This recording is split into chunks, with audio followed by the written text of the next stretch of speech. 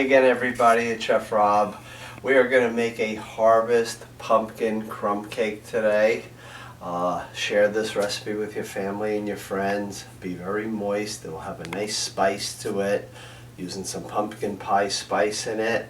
We're going to do the dry ingredients first. Okay, so let's get 2 cups of the all-purpose flour. As always, make sure it is nice and level, just like that. And again, we're going to do 2 of these cups.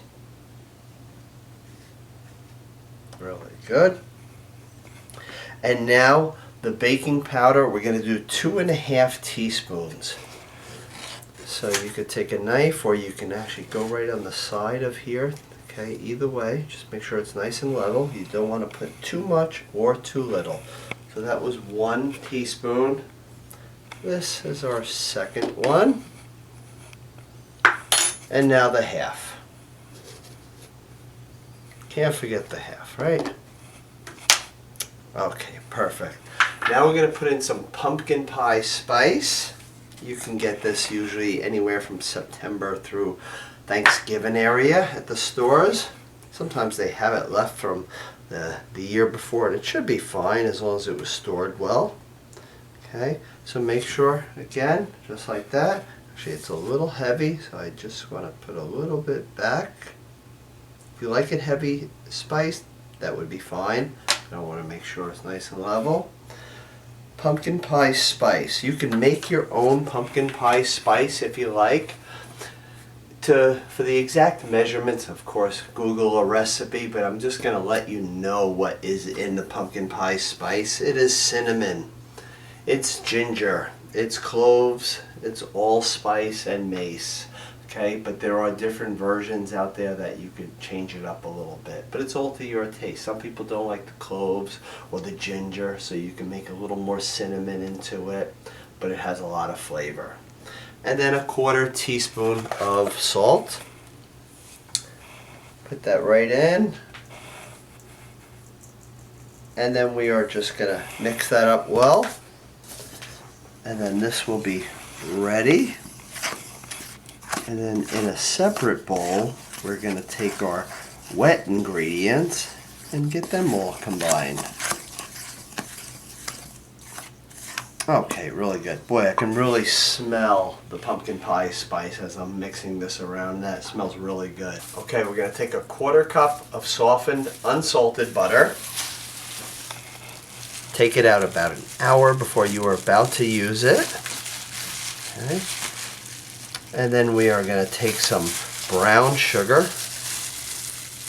I'm using the light brown sugar. Dark would be just fine.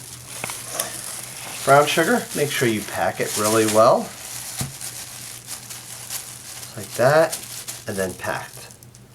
So I have a 1/2 cup right here, and now I am going to use my 1/4 cup.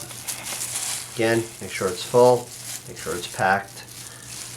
And then if you had an electric mixer, you could mix it, but this is such a small amount that I am just going to cream this with my hands, and it is just the sugar and the butter, and you just want to see one consistency. Don't want to see any butter, don't want to see any sugar. As soon as you're done with that, just stop.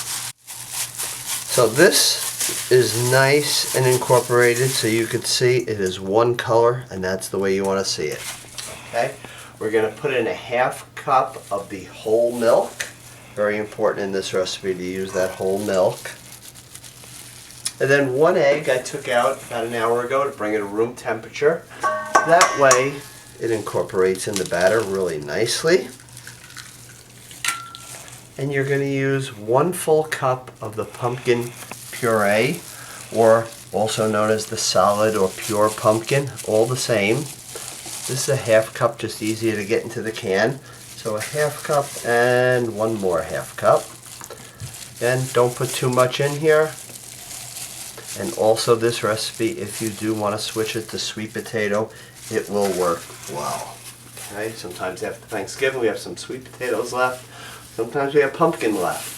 So what I want to do now is take these wet ingredients and just mix these all together really well. You can mix them like this, or you can get an electric mixer, whatever's more convenient for you, but it must be all mixed in well.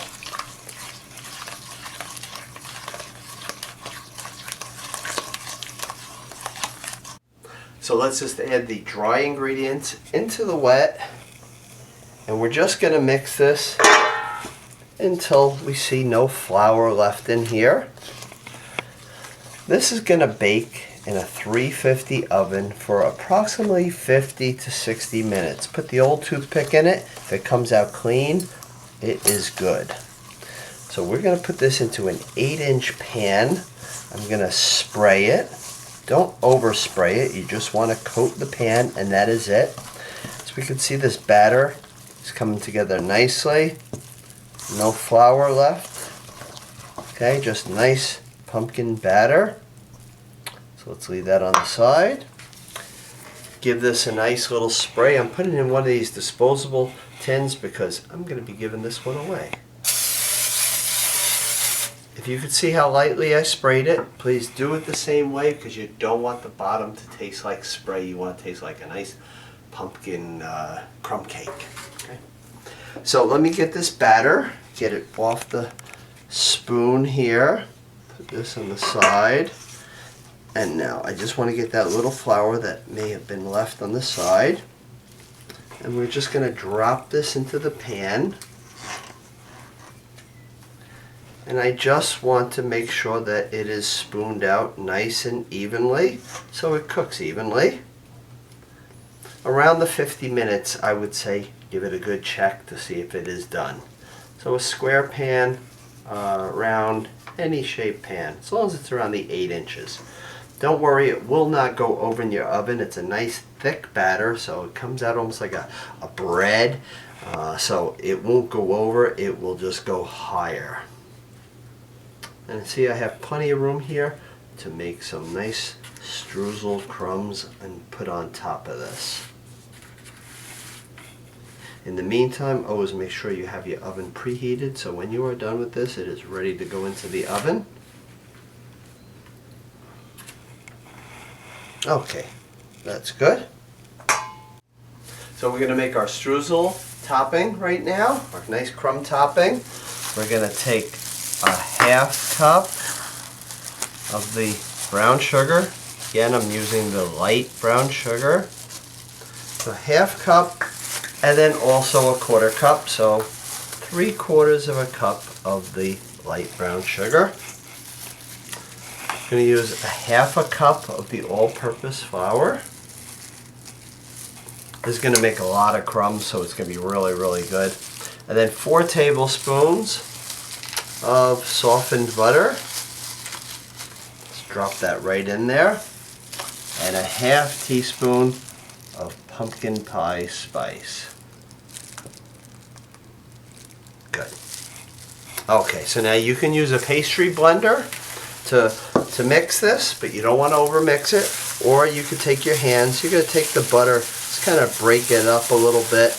And then what I like to do is kind of spin it around almost like my hands are a pastry blender. And then again, I don't have anything to clean at the end. Don't over mix it, because if you over mix it, it's going to be very wet and globby, and it'll taste good, but it will just be hard to kind of put on top of the pumpkin crumb cake. We are just about there. Again, see how loose the crumbs are? Like when you go to a nice bakery and it has these crumbs. When I was saying if you over mix it, what can happen is it can look like that. The whole bowl can look just like that, and then you got to kind of just drop it in there, and that's very difficult to do. So just get it mixed just like this.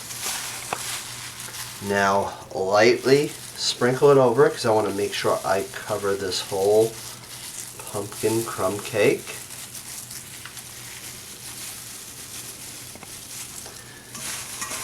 Pumpkin is from September 1st all the way to Thanksgiving. It is a favorite in a lot of homes.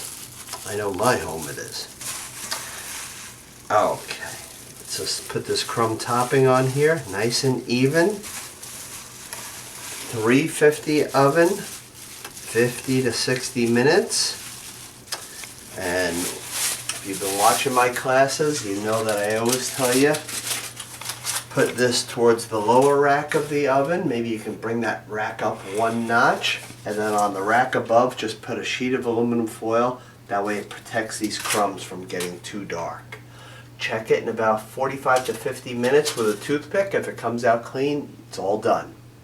Let it come to room temperature and then enjoy it. This will freeze really, really well. Let's get this in the oven. Our Harvest Pumpkin Crumb Cake just came out of the oven, still nice and warm. This will freeze really good. You can cut this into about 12 slices, so it's a big, big crumb cake. So I hope you enjoy this all fall and autumn and into Thanksgiving. Thanks for always watching. Bye. Let's go!